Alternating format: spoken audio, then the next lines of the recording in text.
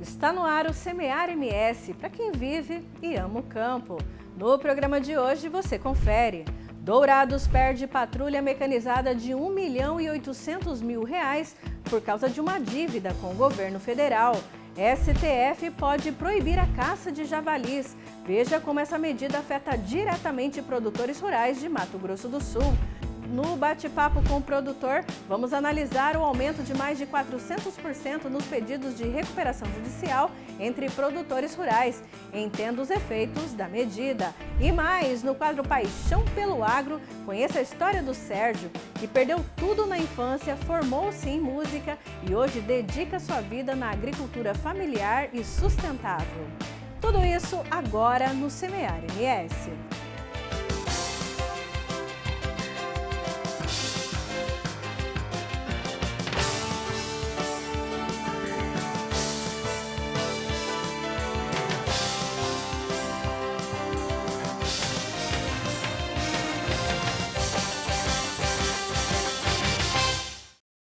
A Prefeitura de Dourados perdeu um convênio de R$ 1.800.000. O dinheiro seria usado para comprar maquinários e ajudar mais de 80 famílias de pequenos produtores. Mas como o município, no momento do convênio, estava com dívidas antigas com o governo federal, o recurso não foi liberado. Um problema herdado na gestão passada e agora afeta quem vive no campo. E chegou aquela hora de ficar por dentro dos principais eventos do agro no Brasil. Pegue papel e caneta e anote tudo o que rola na nossa agenda rural. A inadimplência da Prefeitura de Dourados junto ao CADIM, Cadastro Informativo de Créditos Não Quitados do Setor Público Federal, em 2024, resultou no cancelamento de um convênio de R$ 1.800.000 que previa a aquisição de uma patrulha mecanizada para atender produtores rurais da agricultura familiar. O pequeno produtor, ele tem lá 1 hectare, 2 hectares, 5 hectares. Ele não tem condições de ter uma máquina, um trator, porque isso fica muito caro. Então fica inviável para ele. Hoje nós aqui, a nossa região, nós dependemos da Prefeitura Municipal, da Secretaria de Agricultura. Ela tem o maquinário e atende nós, os pequenos produtores. Mas a demanda é muito grande. Então ela atende entre aspas, ela não consegue atender. Não é que ela não queira, ela não consegue atender. Por isso, a gente foi atrás desses equipamentos através de um senador para conseguir, e conseguimos. Embora a situação do CADIM tenha sido regularizada posteriormente, o convênio já havia sido cancelado, comprometendo uma política pública essencial voltada aos pequenos agricultores. Criou uma expectativa, né? Lá atrás a gente veio trabalhando, fazendo um evento para arrecadar dinheiro para a gente ter como começar a trabalhar. A gente pensa em fazer um trabalho diferenciado, atendendo os pequenos produtores. E a gente imagina aí atender mais de 100 produtores na nossa região. Então a gente se reuniu, a gente passou para o pessoal que tínhamos recebido uma patrulha mecanizada. Então gerou uma expectativa não só para nós, como para os outros pequenos produtores. Porque a nossa patrulha são tratores pequenos, equipamentos pequenos para atender especialmente o pequeno produtor, a agricultura familiar. Então, para nós, foi de extrema tristeza. A informação foi repassada aos agricultores pela assessoria do senador Nelsinho Trade, responsável por intermediar os recursos. A patrulha mecanizada seria composta por equipamentos como trator agrícola, retroescavadeira, colhedora de forragens, pulverizador, plantadeiras, carreta agrícola e um caminhão-toco novo. Todos fundamentais para modernizar e dar suporte à agricultura de base familiar. Tem muitos produtores pequenos que não têm, às vezes, a condição, não tem um implemento, não tem com quem se recorrer. Esse acabou perdendo rama de mandioca, porque havia uma plantadeira de rama de mandioca. Então, criou essa expectativa, o pessoal se preparou e não chegou, e não aconteceu. Então, para muitos produtores pequenos aí, eles não têm condições, às vezes, de plantar, de movimentar a sua terra. Estavam precisando e dependendo desses maquinários que ia chegar. O secretário municipal de Agricultura Familiar de Dourados, Bruno Pontin, afirma que a situação da prefeitura já foi regularizada e que agora o objetivo é conseguir novos convênios e, principalmente, dar manutenção aos maquinários existentes. Temos a necessidade de ter equipamentos novos, né? Seja caminhão, seja trator. Então, toda a patrulha mecanizada para atender os produtores, né, tanto das associações, como dos quilombos, da aldeia também. Vamos tentar buscar novamente o recurso junto ao senador, né, e aos deputados, mas nós temos um outro recurso que está em fase de trâmite, de convênio junto ao MAPA para fazer a aquisição dos equipamentos. E também nós temos uma frota, nós precisamos dar manutenção na frota que nós temos, entendeu? Então nós precisamos buscar também junto aos deputados estaduais, aos federais e aos senadores, recurso para manutenção, que talvez eu vejo que é a necessidade maior de todas as prefeituras, que é a manutenção dos equipamentos. E chegou aquela hora de ficar por dentro dos principais eventos do agro no Brasil. Pegue papel e caneta e anote tudo o que rola na nossa agenda rural.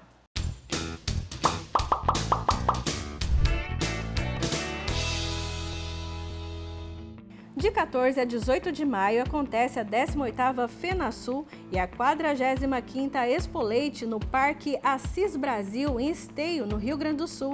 O evento destaca a força da agropecuária gaúcha com exposições, atividades técnicas e culturais. No dia 14 de maio acontece o 5º Fórum de Turismo Rural em Maringá, no Paraná, durante a Expo Ingá 2025. O evento reúne produtores, gestores e especialistas para debater o futuro do turismo no campo e a proposta é destacar o potencial econômico e cultural do setor. Estamos de volta! Olha, o controle dos javalis chegou ao STF. O Fórum de Defesa Animal pede a suspensão da lei que autoriza o abate da espécie, reacendendo aí uma polêmica entre ambientalistas, caçadores, produtores rurais e o governo federal. Veja na reportagem. Eles avançam em bandos, destroem lavouras, ameaçam o rebanho e desequilibram o meio ambiente. Os javalis, espécie exótica invasora, já se espalharam por todos os estados brasileiros e geram prejuízos bilionários para o campo. Agora, o controle dessa espécie é alvo de discussão no Supremo Tribunal Federal, que analisa uma ação contra a Lei 18.817 de Santa Catarina, que autoriza o abate. O Fórum Nacional de Proteção Animal alega que a medida viola a Constituição e pode incentivar a caça esportiva proibida no Brasil. A caça aos javalis, como tem sido feito, já se mostrou ineficaz. Órgãos oficiais como o IBAMA têm demonstrado através de estudos que os javalis são utilizados apenas como troféus pelos caçadores e está distante de ter o seu objetivo atingido, que é de fato o controle dessa espécie invasora, que precisa ser feito, porém de maneira ética e humanitária. Por outro lado, especialista em direito defende a constitucionalidade da lei, alegando que ela visa proteger o meio ambiente e a produção rural contra uma espécie invasora e sem predadores naturais. Eu entendo que essa lei ela não é inconstitucional, porque o Estado, a União, ela cria a lei ambiental, né? E essa lei ambiental, pela Constituição Federal, ela é concorrente, ou seja, os estados, os municípios e o Distrito Federal, eles têm que seguir essa lei e eles podem se adequar a elas conforme a sua realidade. Mas quem lida com o problema todos os dias sabe o impacto que o animal causa. Na região de Itaporã, este produtor fala em prejuízos constantes. Desde o plantio do milho, quando você planta a cultura de milho, ele já vem fuçando na linha de adubo, comendo as sementes de plantio e pegando o sal do adubo. Então ele já vem e começa estragando desde o início do plantio. E quando a planta vai crescendo, eles vêm cortando o plantio, vêm cortando as plantas e esse é um prejuízo que ele não acaba até a colheita. Então, um exemplo, o ano passado nós tivemos um prejuízo de em torno de 60 a 70 hectares em um talhão nosso de 1.000 hectares. Então, quase 10% de toda a 6,8% a 7% do que foi plantado não foi passado colhedeira. Entendeu? É um número alto.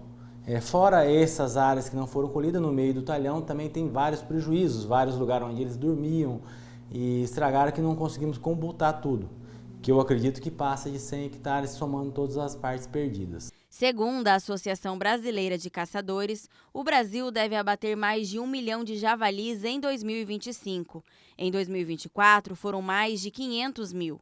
Mas a suspensão do uso de armas de fogo dificulta o controle e aumenta a vulnerabilidade no campo. Se a caça for proibida no Brasil, vai dar um caos na agricultura, na pecuária, porque não há outro tipo de controle a não ser pela caça. O javali europeu e seus cruzamentos, os javaporcos, foram trazidos ao Brasil há mais de 50 anos e hoje estão em todos os estados. Eles se espalham muito rápido por não terem predadores e serem resistentes.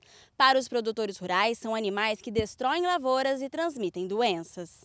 Segundo especialistas, o controle populacional e a realização de exames como a sorologia são recomendações de órgãos internacionais para evitar a propagação de doença entre animais e até mesmo para os humanos, e assim não afetar o mercado comercial. Os organismos internacionais exigem do Brasil que eles façam tanto o controle desses porcos acelvajados, como a sorologia como uma pesquisa epidemiológica. Se realmente o Brasil está livre de algumas doenças, como peste suína, algésque, que pode afetar as granjas comerciais.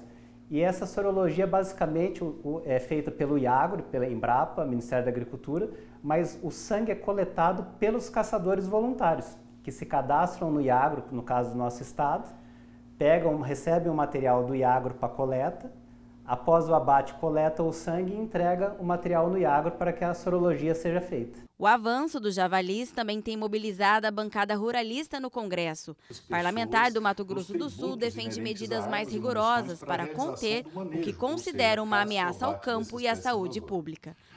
Nós temos que tomar uma providência urgente para conter essa ameaça e essa praga, uma vez que não é só os empregos, a economia e o agronegócio, seja a agricultura ou a pecuária, que estão sendo ameaçadas por esse animal, mas também o meio ambiente e a preservação dos nossos mananciais e nascentes, uma vez que está à mercê da destruição dessa espécie invasora sem predador natural que vem predando toda a fauna do nosso estado. Portanto, é emergencial entender o quão perigoso é e combater essa praga. Enquanto o Supremo não bate o martelo, o campo segue em alerta e produtores aguardam uma decisão que reconheça a realidade de quem vive da terra. Um produtor rural que transformou as suas perdas em propósito e a luta pela terra em um projeto de vida. Sérgio enfrentou adversidades desde cedo, mas conquistou sua terra.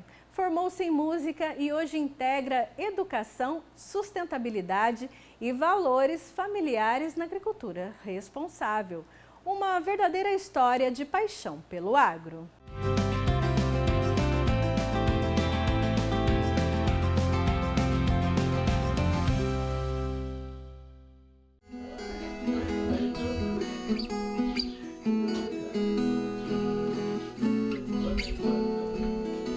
A vida de Sérgio Pereira é daquelas que nascem do chão e florescem mesmo diante da seca e das tempestades. Psicultor, educador, apaixonado pelo campo, ele construiu sua trajetória entre perdas duras e vitórias conquistadas com as mãos na terra. A nossa família sempre esteve ligada à terra, né? Desde dos meus bisavós, meus tataravós até, e hoje a gente continua. Né? Minha infância sempre foi envolvida, né, na roça, então a gente morava em Dápolis, que era, digamos assim, um núcleo urbano, né, mas é um núcleo urbano bem rural, né? E ali eu fiquei até os 6 anos de idade.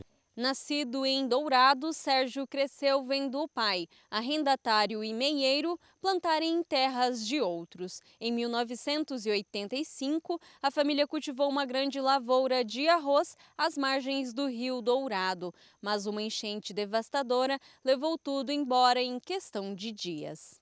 Assim, de uma semana para outra, a gente saiu de uma situação digamos assim, de classe média para um barraco de lona. né? Então foi uma situação bem complicada. Foi nessa época que a reforma agrária ganhava força no Brasil. A família deixou Dourados rumo a um acampamento em Dois Irmãos do Buriti e depois em Corumbá, finalmente recebeu a tão sonhada terra. Todos os nossos laços de amizade, familiares, a forma da gente fazer a agricultura era o que tinha aqui na região de Dourados.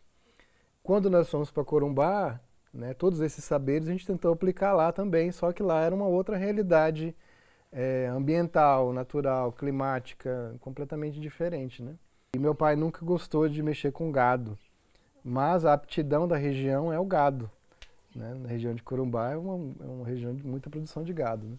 Mas mesmo assim a gente continuava plantando horta, plantando maracujá, então a gente sempre feijão também, milho, mandioca, então era esse tipo de agricultura que a gente fazia, assim, uma agricultura mais de subsistência e o excedente a gente vendia na feira, né?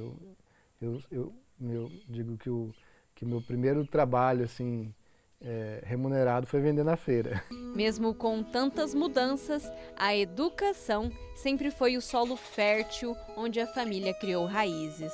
A mãe, além de produtora rural, era professora, exemplo que inspirou Sérgio a buscar a universidade. Mas o caminho dele não foi pelas ciências agrárias. Eu queria fazer música. Meu sonho era ir para as artes, né, e fazer música, né? E era algo bem inusitado, né? Porque as pessoas, o que tem a ver, né? Alguém que mora no campo, mora na roça, no assentamento, vai fazer música, né? Geralmente a tendência é você ir para agronomia, para veterinária, né? Zootecnia, né? E eu sempre gostei também dessas áreas, né? Mas eu queria algo que pudesse fortalecer também o território para que a juventude tivesse algo que trouxesse uma qualidade de vida, né? E a música ela tem digamos, essa força, né? de trazer um espaço de entretenimento, de cultura, de lazer, de construção de afetividades ali. O amor pelo campo o levou de volta ao assentamento, desta vez como professor. Lá ele criou projetos que uniam arte, cultura e produção rural. Fez mestrado em música em Santa Catarina e hoje faz doutorado em educação pela UFGD, Universidade Federal da Grande Dourado. Foi um desafio muito grande, porque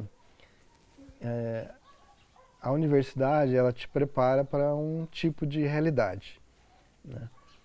E eu tive assim, muito estranhamento na universidade, porque quando imagina um camponês, né, que vive da cultura popular, que tem as místicas, que tem aquela coisa bem da terra mesmo, quando chega na universidade de música vai encontrar música europeia, né, do século XVIII, XIX. E quando eu saí, vim para o campo, falei assim, eu quero levar a música para o campo, mas de uma maneira que digamos assim, que não ferisse a identidade daquelas pessoas. Na pequena propriedade chamada Flor de Guavira, em Dourados, ele e a companheira cultivam muito mais que alimentos. Cuidam da terra com agrofloresta, piscicultura e afeto. O espaço agora pulsa vida. É abrigo para plantas, animais e histórias, como a deste Maracanã, que todos os dias vem comer banana e recebe a atenção do Sérgio. Então, quando nós chegamos aqui, era um brejo, né? Você cavava um buraco de 1 metro, dava água, né? E aí, tudo que plantava amarelava, morria. Aí a gente foi se organizando, fazendo as valetinhas e tal. Ou seja, você tem que entender a pedagogia daquela terra, né? Como que você vai trabalhar com aquilo, né? E era só braquiária aqui. E aí a gente começou a introduzir árvores, começou a introduzir agora bananeira. E a ideia é fazer um processo integrado, né? um sistema integrado de fruticultura, de produção de mandioca, de batata, de verdura. Mesmo com tantos desafios, o que o campo mais ensinou a Sérgio foi o valor do tempo das coisas. Do plantar ao colher, ele aprendeu que o maior saber é respeitar a terra, a memória e os conhecimentos que atravessam gerações. Eu gosto muito da palavra agricultura. Quando a gente fala o agri e a cultura, né? A cultura é muito ampla. Ali tem tem as ancestralidades, tem as formas de se produzir, as formas de você fazer as festas, assim, que a gente tem que retomar isso. Porque senão a gente não vai ter futuro. Daqui 100, 200 anos já não vai ter mais condições de sobreviver, né? De você estar num espaço onde há um calor excessivo, onde chove demais ou chove de menos, né? Ou você vai tomar uma água contaminada, né? Então, eu acho que a gente tem que repensar. E a grande lição que eu penso é essa, é o respeito, né, pela terra.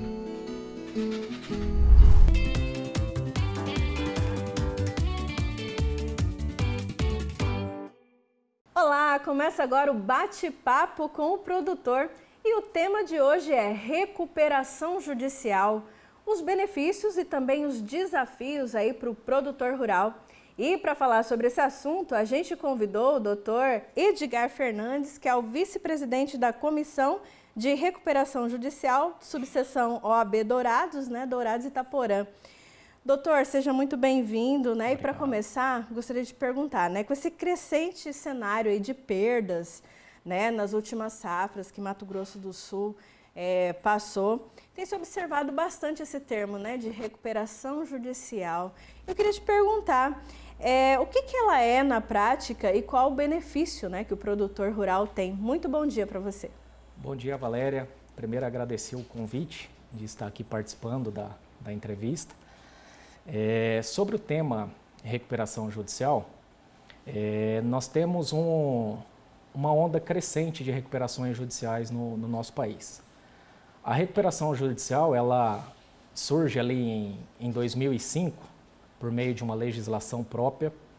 Essa legislação própria, inicialmente, ela foi criada, normatizada, visando os empresários. Quais empresários? Aqueles do ramo de varejo, agroindustrial, fora outras atividades rurais.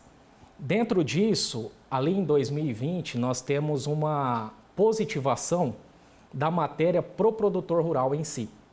Então, o produtor rural, a partir de 2020, ele começa a ter o direito ao acesso aos pedidos de recuperação judicial. E o que vem a ser a recuperação judicial? A recuperação judicial, ela é um mecanismo criado por lei que possibilita ao produtor rural que está passando por dificuldades financeiras de renegociar essas dívidas com os credores. Então, o processo de recuperação judicial é um processo em que você tem de um lado os credores e de outro o devedor, no caso o produtor rural, em que eles buscam uma conciliação no intuito do quê? De buscar uma solução para aquele cenário do produtor rural. Então, esse é o objetivo principal da recuperação judicial. E a gente percebe, doutor, nesses últimos anos, a gente viu, né, que em relação a 2023, o ano de 2024, a gente teve aí um expressivo aumento, né, nos números de pedido de recuperação judicial, mais de 400%, né? O que há por trás desse aumento todo? Esse aumento, se a gente observar, ele surge em 2024, esse aumento, essa pesquisa. Mas se a gente observar, esse aumento ele começa a surgir ali no ano de 2022, 2023, 2024. Por que desse aumento? Porque o cenário do agronegócio é um cenário de crise. Nós tivemos aí perdas sucessivas em decorrência climática. Além do fator climático, nós também estamos enfrentando situações com retração do crédito aos produtores rurais. Além da retração do crédito, também estamos enfrentando a questão da inflação, o que tem colocado em dificuldade as negociações, fora a queda das commodities. Sim. O baixo valor da soja, do milho, dentre outras. Então, tudo isso é um cenário que agora culmina no ano de 2024 com o aumento dos pedidos de recuperação judicial. E a gente percebeu que aqui na nossa região, na região sul do estado de Mato Grosso do Sul, a gente percebeu perdas aí de 4 safras seguidas, sucessórias. E a OAB de Dourados criou a Comissão de Recuperação Judicial. Gostaria que o senhor explicasse um pouquinho sobre o papel dela junto ao produtor rural. Então, nós criamos a Comissão de Recuperação Judicial no âmbito da 4ª subseção da OAB Dourados, com o intuito do quê? Qual que é o objetivo da comissão? O objetivo da comissão é trazer eventos e promover a divulgação daquele tema. Então, quando a gente criou a comissão, a gente teve esse intuito.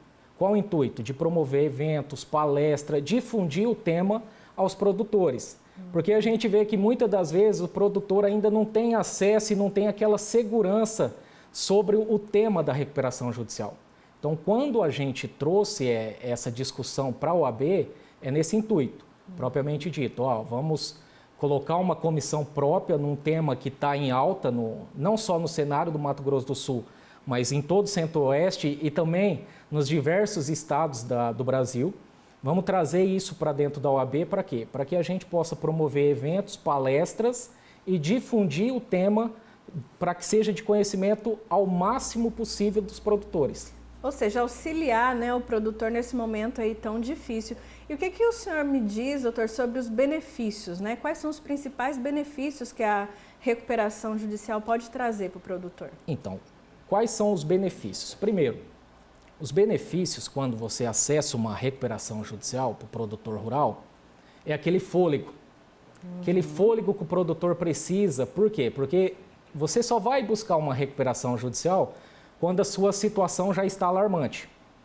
Porque se você estiver tranquilo na sua produção, nos seus créditos, você não tem o porquê de buscar a recuperação judicial. A partir do momento que a sua situação está alarmante, você tem credores entrando com ações de execuções, ações de busca e apreensão de maquinários, liga aquele alerta para o produtor. E qual que é a vantagem da recuperação a partir do momento que o produtor busca a recuperação judicial num processo judicial? Ele tem, primeiramente, um período ali em que essas ações de execuções e essas buscas e apreensões de maquinários ficam suspensos. Olha. Por qual período isso fica suspenso? Em regra, a partir do momento do ingresso da ação judicial, o juiz fixa um prazo de 180 meses de suspensão dessas ações de execuções e das constrições dos bens do produtor rural. Uma forma aí de blindar o patrimônio, É uma blindagem do patrimônio. E isso dá o fôlego para o produtor. Lógico, o produtor, a partir do momento que entra com a recuperação, ele tem que ter a ciência que ele vai ter essa blindagem, mas, porém, ele continua a atividade e buscando capital para lá na frente, depois do período de blindagem, negociar uma forma de pagamento. Então, assim, é super importante para o produtor, nesse momento, a recuperação por causa disso. Nós temos essa blindagem 180, podendo ser prorrogável por mais 180, conforme a legislação, que traz essa segurança, esse fôlego. Opa, eu não vou ter um risco ali de ter uma constrição num bem. Opa, eu não vou ter ali uma possível execução e uma penhora ou bloqueio das minhas contas. Então, tudo isso traz essa segurança para o produtor durante esse período. Essa recuperação judicial, ela é para todo produtor? O que o produtor rural ele deve ter de ponto de atenção aí antes de fazer esse pedido? Olha, a recuperação judicial, conforme eu mencionei lá no início, ela inicialmente surgiu para as atividades empresariais, agroindustrial, empresariais, varejo. Depois, com o avanço da legislação, em 2020, nós tivemos essa alteração legislativa que permitiu o produtor rural acessar a matéria da recuperação judicial. Lógico, o produtor rural, pessoa física, ele não pode ter o acesso à recuperação judicial. Ele precisa fazer uma migração para pessoa jurídica. E como que ele avalia esse cenário para se pedir uma recuperação judicial? esse cenário, quem precisa fazer a avaliação é o produtor rural junto com especialistas.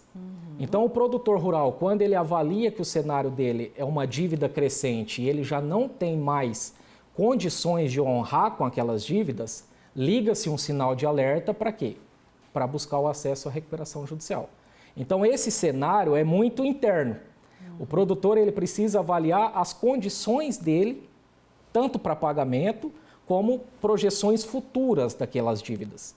Então, ele que faz essa avaliação. Lógico, precisa ser ter especialista, tanto da parte jurídica, como da parte contábil, como da parte econômica, para fazer toda essa análise do cenário. Lógico, hoje é constante o crescimento das dívidas dos produtores tem alavancado o número de recuperações judiciais. Outra dúvida, doutora Edgar, é em relação à atividade do produtor rural, né? Durante a recuperação judicial, ele continua suas atividades normalmente, né? Ele continua plantando, colhendo, enfim, ele continua com as suas atividades de praxe, digamos assim, né? Perfeito, Valéria, muito boa colocação. Qual que é o objetivo da recuperação judicial? O sorgimento empresarial e o sorgimento do produtor rural. O que é o sorgimento? Ele se manter ativo. Porque não é interessante num cenário, tanto para questões tributárias, tanto para empregos, porque o produtor rural emprega, que ele não consiga honrar com os compromissos. Então, para que ele consiga honrar com os compromissos, ele precisa estar ativo. Então, durante o período da recuperação judicial, nada mais obrigatório do que o produtor rural continuar produzindo. E lógico, hoje a gente tem visto um cenário que, a partir do momento que o produtor rural acessa o pedido da recuperação judicial e tem o seu deferimento, nós temos investidores que trabalham com investimentos para produtores rurais e empresários que estão em recuperação judicial. E o que o senhor diria para o produtor rural que está em casa nos assistindo e que está aí, né, com medo de perder sua fazenda, enfim, seu patrimônio, porque está endividado? E o que o senhor diria, né, para esse produtor estar nessa situação em relação à recuperação judicial? Eu gosto de colocar nas consultas que a gente é procurado, que muitas das vezes o produtor ele fica receoso de expor a situação dele, certo? Ele tem aquele receio, principalmente na nossa região, porque às vezes você tem um produtor que entra com a recuperação judicial e tem um credor que é vizinho de fazenda. E tem aquela estigma, aquela vergonha. Então, geralmente, quando a gente é consultado pelo produtor, a gente sempre observa isso. Então, o que a gente orienta? Não deixe para o último momento. A partir do momento que você faz aquela avaliação interna que eu mencionei há pouco, olha, eu estou aqui numa situação de extrema crise. Procure o auxílio do advogado, do contador, do economista. Para quê? Para quanto antes procurar o acesso ao encaminhamento. Doutor, gostaria de agradecer a sua presença aqui no programa Semear MS, né, no bate-papo com o produtor. Te convidar mais vezes para estar conosco falando desse tema que eu tenho certeza que gera muita curiosidade aí para os produtores rurais. E para encerrar, doutor, diante de tanta informação que a gente vê, muitas vezes informações até distorcidas, onde é que o produtor rural ele pode buscar informações corretas e seguras sobre a recuperação judicial? O que nós temos visto na prática é que estamos enfrentando muitos aventureiros no tema. Então a gente sempre tem orientado nas consultas dos produtores, estude com critério os profissionais que procurem. Ou ainda a comissão da OAB está à disposição para orientar, para passar as informações. Ou o próprio produtor, ele tem o seu advogado, o seu contador de confiança, marque reuniões, converse com essas equipes que já são mais próximas do produtor.